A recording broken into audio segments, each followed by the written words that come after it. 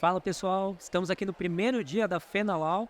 A gente vai gravar algumas conversas aqui com profissionais da área do direito bem interessantes para vocês. E nesse primeiro momento eu estou aqui com a Giovana Soares, a Gica, e a gente falar um pouquinho sobre Legal Ops, né? Um tema que é bem quente hoje no direito.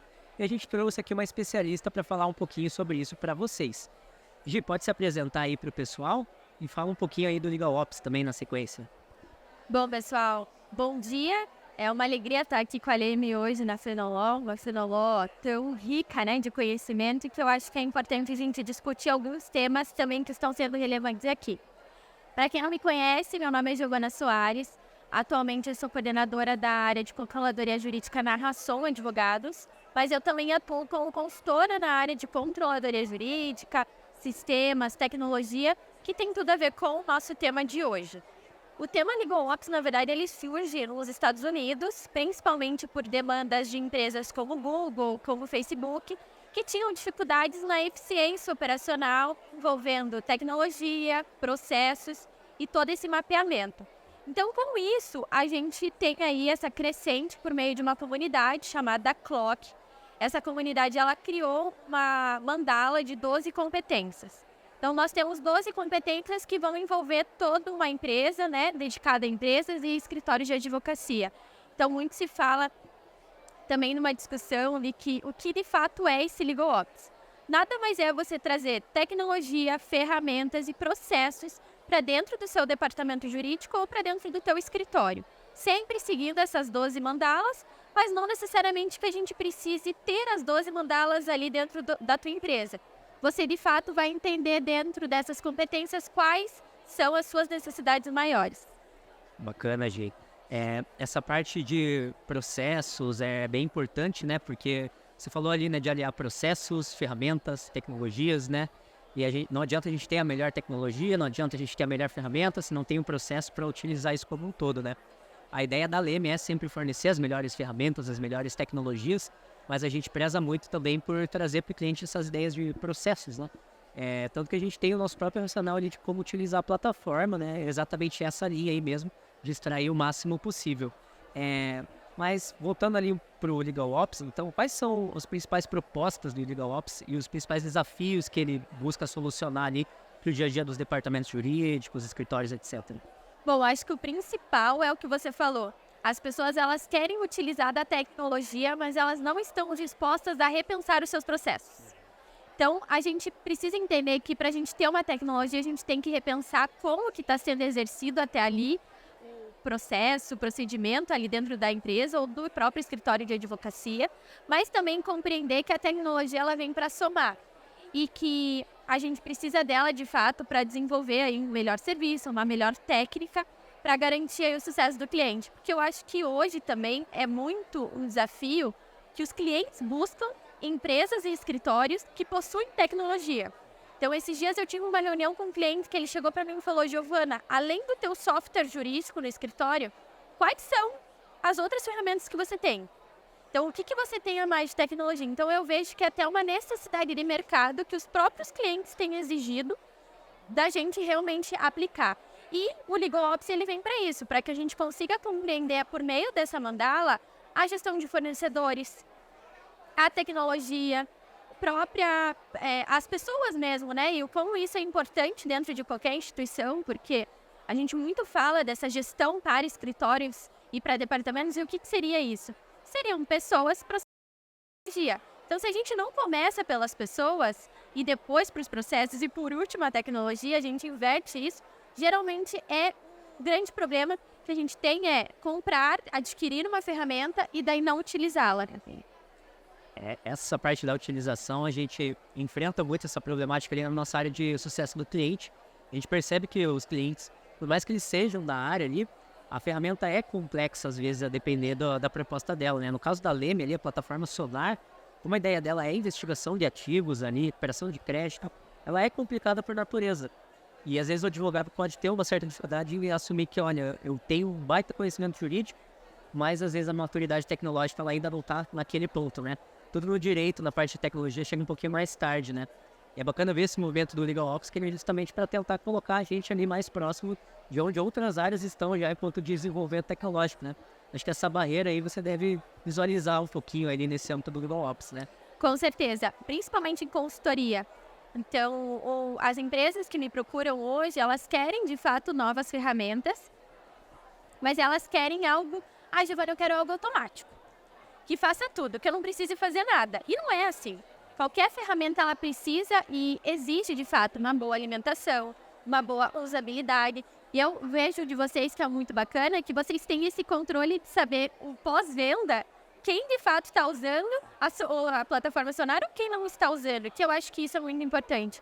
Porque senão a gente acaba não tendo esse acompanhamento por parte da empresa de tecnologia e, de fato, do escritório ou da empresa que assumiu ali a ferramenta como si, mas que às vezes a gente daí está gastando dinheiro ou às vezes não estamos utilizando da forma correta. Então vamos pensar aqui que a gente tem uma Ferrari dentro de casa, mas a gente utiliza como Fusca. Que a gente não conhece toda a ferramenta, a gente não prestou atenção no onboarding. Então isso de fato é entender que beleza, estamos dispostos a ter uma ferramenta, mas então vamos fazer jus a ela e ao preço também que a gente paga. Porque de fato daí se torna só um custo para a empresa, só para dizer que tem, mas de fato não se utiliza. Então eu vejo isso muito como uma dificuldade, essa alimentação da plataforma e realmente ter por meio do LegalOps uma área. Porque a gente pode falar, puxa, tem empresas que o LegalOps é uma área, tem empresas que o LegalOps é só uma pessoa, tem empresas que é uma ferramenta, né, um procedimento. Então, como que a gente pode fazer isso? Eu entendo que tendo uma área de LegalOps hoje na tua empresa, é a área que realmente vai ser essa fiscalização dentro da instituição e da organização para verificar se todos os procedimentos estão sendo seguidos, se de fato a ferramenta está sendo utilizada de uma forma correta. Então, o LegalOps ele vem para auxiliar essa ferramenta de que está sendo muito bem utilizada. Esse que é o processo de consultoria, né? Basicamente você auxilia os clientes a identificarem as melhores ferramentas ali para a realidade deles, certo? E a utilizarem. Como que funciona esse tipo de consultoria para esses clientes? Como é que você começa, desenvolve e finaliza esse trabalho? Bom, a gente começa sempre com o diagnóstico, né? A gente precisa compreender qual é o status da empresa e do escritório no sentido de ferramenta, de processos, de ter uma área de controladoria ou não ter uma área de LegalOps mesmo. Então, é compreender qual é a situação atual, entregar esse diagnóstico, a partir disso, realmente buscar no mercado as soluções que façam sentido para aquelas dores que você diagnosticou e apresentar isso para o cliente. Eu sempre falo que eu auxilio na escolha da ferramenta, mas eu não vou escolher por você. Então, eu vou apresentar de 2 a 3 ferramentas naquele nicho que ele precisa e ele vai escolher por meio de custo, por meio de entrega, por meio de indicadores e não só pelo custo. Eu vejo muito empresas e escritórios, e o meu colega aqui utiliza o sistema X, vou utilizar também. E às vezes não faz sentido para a tua realidade, às vezes não cabe no seu bolso. Então é compreender que você tem que passar por um processo de escolha de ferramenta, escolha de tecnologia, fazendo essa busca pelo mercado, levantamento de valores, comparecer em eventos como esse, né? Para a gente realmente conhecer o que tem de novo e não ser sempre aquela mesmice de que o meu colega usa e eu vou usar também. Não. Então, a gente começa o processo ali, faz toda essa escolha junto com o cliente e acompanha a utilização. A consultoria ela também tem como esse escopo o acompanhamento ali da ferramenta, se está funcionando, se a migração de dados foi feita corretamente, porque geralmente essa empresa, esse escritório, ele já tem um software, ou ele já tem uma tecnologia e às vezes a gente precisa passar dados de uma para outra, ou não, eu quero adquirir novas ferramentas que realmente corroboram com o software principal da empresa. Então é compreender tudo e acompanhar também, digamos que um pós-venda ali da escolha da ferramenta, mas ter nós como uma implementação assistida mesmo de todas as ferramentas colocadas ali na consultoria. Essa parte de migração, eu acredito que ela seja bem desafiadora também, mas algo que nós enfrentamos muito ali, esse nicho que a Leme atua, né? É o cliente que ele não tinha nenhuma ferramenta até então para fazer o que ele precisava fazer, né? A proposta da plataforma Sonar é fornecer meios ali para você se aprofundar numa investigação patrimonial, né? Seja para uma recuperação de crédito ou hoje também ali com algumas ferramentas focadas para compliance, né? Eu vejo no pessoal do compliance mais tempo de mercado ali tecnológico, né? Então eles estão, apesar de ser muito consultivo, né, a atividade deles, eles estão um pouquinho mais acostumados com ferramentas. Mas a recuperação de crédito, eu acho que é nos últimos anos aí que as grandes instituições financeiras e os grandes escritórios, eles estão pensando um pouquinho além de uma mera logística de certidão, que foi inclusive a primeira tecnologia que a gente trouxe ali, né? Quando você está junto ao cliente ali que ele não tem nada de tecnologia ainda para determinado processo, você ainda vê uma barreira muito grande dentro dos escritórios, já está um pouquinho mais maleável. Como é que está isso hoje? Eu acho que está mais maleável, mas ainda assim tem muito a ser discutido nesse ramo, principalmente por essa questão de que tem alguns escritórios, enfim, principalmente, né? Eu nem digo empresa, eu digo mais escritórios, que acreditam, às vezes, que a tecnologia vai tomar o lugar do advogado. E eu sempre falo que não, muito pelo contrário. O advogado que não conhecer e entender da tecnologia vai ficar para trás. Então, eu acho que a gente tem essa barreira, mas olhando aí para um cenário para trás, né, no passado mesmo dessas tecnologias, muito já foi feito de evolução mesmo de mercado. Mas a gente tem ainda que pensar em muitos avanços. Eu acho que é muito importante a gente bater na tecla, falar sobre esses assuntos. E eu acredito que vem muito com essa força dos departamentos jurídicos que possuem escritórios que trabalham para eles, né, obviamente, e estarem aqui, numa feira dessa, por exemplo. Então, antes, a gente não tinha o costume de encontrar os nossos clientes de escritórios em feiras como essas. E agora a gente encontra. Então, o quanto isso também é importante para o escritório de advocacia estar aqui. Pelo menos uma pessoa do teu escritório está numa feira dessa, num evento desse, saber o que está sendo discutido, o que está sendo falado, ou até mesmo palestrar, né, participar. Eu acho isso muito importante. Então, eu vejo que a gente ainda tem muito a se falar, mas a gente já teve uma grande evolução, sim, de mercado. Vejo da época até que eu era estagiária e o quanto isso a gente já evoluiu. Realmente, assim, o pessoal aqui, hoje a gente vê, às vezes, o pessoal do departamento jurídico de grandes bancos, etc., mas também agora muito mais corriqueiro, o pessoal dos escritórios mesmos, né? E às vezes até a gente se depara aqui com sócios fundadores de grandes escritórios, porque eles, de fato, né, já estão começando a entender que, olha, a minha operação aqui, eu preciso estar sempre atualizando ela e hoje você vai atualizar pela via da tecnologia, né? Esse ponto que você falou é bem importante da questão de substituir ou não, né? O nosso diretor lá de TI, ele colocou uma vez um comparativo, né? Na parte de inteligência artificial, né? Que o pessoal pensa, não, a inteligência artificial vai substituir o advogado. Mas não, a inteligência artificial, ela vai ser uma ferramenta que você vai precisar entender como utilizar ali no teu dia a dia. Igual, por exemplo, é o Excel da vida, né? Então, para determinadas áreas ali, se a pessoa não tiver um certo domínio de Excel, não consegue praticar nada ali da atividade dela, né? De certa forma, ali, a inteligência artificial vai ser parecido. É um que não vai conseguir praticar, mas é uma ferramenta de auxílio bem potente ali, né? A respeito ali da plataforma, tá? Como eu mencionei, a gente se depara muito com clientes que estão começando a implementar essas tecnologias, né? Então, essa parte do acompanhamento, acho que de fato ela é um dos grandes diferenciais, né? Ali na consultoria você faz esse acompanhamento também, né? E entre os aspectos que você sugere ali para o cliente na adoção de ferramentas, ou que o próprio cliente adota ali, esse acompanhamento posterior pela própria empresa, você vê uma relevância muito grande dele, você vê como um diferencial ali no atendimento para o cliente. Por exemplo, o caso aqui da Leme, né? A gente tem lá o nosso sucesso do cliente, o pessoal que já atende ali, vê se o cliente está consumindo dentro do potencial dele, né? Principalmente por ter franquia. Então, a gente tem um movimento muito forte ali dentro da Leme de acompanhar, de fato, o cliente. Você enxerga isso como diferencial competitivo? Você vê o cliente adotando determinada ferramenta por causa desse acompanhamento também? Com certeza. A gente vê principalmente o quanto isso é importante para o cliente, esse pós. Né? Porque o cliente, ele realmente só vai entender da plataforma quando ele tiver que usar. Então, vamos parar para pensar aqui um cliente que ele assistiu todos os treinamentos ali da Leme ou de qualquer outra empresa, assistiu todo esse processo, mas na hora do vamos ver, vamos fazer, que vai bater a dúvida, que vai ter que ter um acompanhamento de perto da empresa.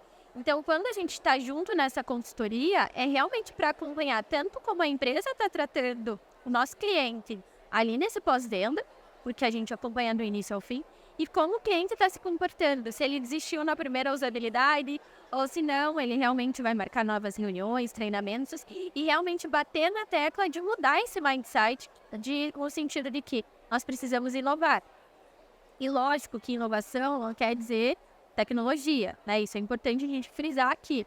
Mas ela está muito atrelada. Então, é compreender mesmo esse processo ali pós-aquisição da ferramenta e compreender como que ele vai ser aplicado dentro da tua empresa e, de fato, como que a empresa comprada, digamos assim, né? A ferramenta comprada, adquirida, vai se comportar pós. Então, acho que isso realmente é um diferencial da Leme, porque são poucas as empresas que fazem esse acompanhamento e que têm, por exemplo, indicadores dos clientes que utilizam e que não estão utilizando. E é muito importante. Até mesmo para o cliente falar, puxa, eles estão me notando realmente, eles estão me puxando para utilizar. Então, não é só mais um, né? A gente deixa de ser tratado como só mais um, não. É um cliente realmente que a gente quer que utilize da ferramenta.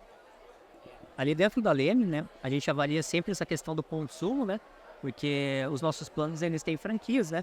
Então, não é interessante que o cliente tenha uma mensalidade ali e não consuma a franquia dele, né? Então, a gente já tenta adaptar a demanda dele à franquia dele. E nós temos alguns módulos que eles não têm nenhum custo adicional de utilização, por exemplo, o mapa de relacionamentos, né? Esse é um dos módulos que a gente mais bate na tecla do cliente usar e explorar, justamente porque ali o cliente não tem nenhum risco de exagerar no consumo, né? E ele é um módulo fundamental na recuperação, porque você precisa entender todo o contexto ali do devedor, em termos de empresa, de pessoas ali relevantes, sejam parentes, sejam sócios, né? Então a gente formatou a ferramenta justamente para isso, para ter um ambiente de exploração ali pro cliente, né? Para que ele possa depois usar da melhor forma possível aquela parte que gera um custo ou um consumo franquia. Só que a gente reparou que se só deixar na mão do cliente, às vezes é difícil para ele. Porque a gente entende a realidade na maioria dos escritórios, que não tem tempo para ficar parando, pensando muito, analisando muito, né? Então tem que ser muito intuitivo, né? Não pode gerar dúvidas, e é justamente para isso que a gente tem o pessoal que faz esse acompanhamento, né? Dentro dos planos também tem uma quantidade de horas de consultoria, né? Ou seja, você pode pegar um caso prático para fazer esse acompanhamento junto com o nosso time de CS ali, né? De sucesso do cliente. Mas também nós temos o pessoal ali da inteligência forense, que é quem faz investigações de uma forma mais consultiva para os clientes, né? E esse pessoal também, né, a gente está sempre disponível ali para sanar algumas dúvidas, às vezes, mais técnicas dos clientes, né? Querendo ou não, a nossa área ali do direito, ela tem uma profundidade técnica ali na hora de fazer a realização das atividades muito grande, né? E até por isso que não dá para automatizar todos os processos, né? Você pode ter uma ferramenta muito potente, mas se não tiver alguém com racional jurídico ali para dar o fechamento ali na utilização, né? Gera até um risco, né? Ferramentas demasiadamente automatizadas, ou às vezes o próprio escritório acreditar que porque a ferramenta é boa e relativamente automática, é só pegar, utilizar aquilo ali e pronto, né? Nessa parte aí do acompanhamento, tá? É algo que a gente tem muito bem trabalhado ali dentro da Leme, muito bem sedimentado. E nós apresentamos como diferencial de mercado também, justamente porque a gente sabe que não é toda empresa que faz esse acompanhamento, né? Nós mesmos já tivemos alguns dessabores ali com parceiros por causa disso. E essa parte do custo é uma das coisas que a gente acha bem importante ali, que a gente bate na tecla da assertividade, né? E eu acredito que também, né, o cliente faz a avaliação do preço, né, e ele busca ser assertivo, né? Você já teve muita situação de cliente trocando de ferramenta pelo custo, mas relativo à assertividade, não porque a ferramenta base era mais barata, mas porque dava para utilizar de uma forma mais barata? Você enxerga que esse racional de assertividade é algo muito relevante também? Com certeza. Eu diria até a assertividade muito mais do que o custo. Porque eu vejo, principalmente em sistema de gestão de escritórios e de empresas, a troca pela plataforma não compreender a necessidade e realmente o negócio da empresa. Quando a gente entra para escolher uma ferramenta, a ferramenta por si só ela também precisa compreender como que é o negócio, né, do nosso cliente. Porque senão não vai fazer sentido a ferramenta ali. Então, eu percebo muito essa aquisição rápida, sem processo ali de implantação assistida de tecnologia. E essa aquisição faz com que a gente realize essa troca, justamente pela ausência de alguma informação que a gente desconhecia, ou pela questão realmente da tecnologia não estar tendo esse atendimento pós-venda e tudo mais. Então, quando você fala que a Leme faz essa assertividade, é justamente isso, que a gente está discutindo aqui custo. a gente está discutindo aqui o resultado. E eu acho que é realmente o valor que se paga é o valor que se entrega da ferramenta. Então, antes de tudo, é realmente tanto a empresa que está vendendo a tecnologia quanto a empresa que quer adquirir, compreender essa questão de valor do negócio, também da tecnologia, e compreender que a gente pode ter um custo aqui, nesse primeiro momento, mas o resultado vai ser muito maior. E eu vejo até uma questão de se equiparar à controladoria em escritórios.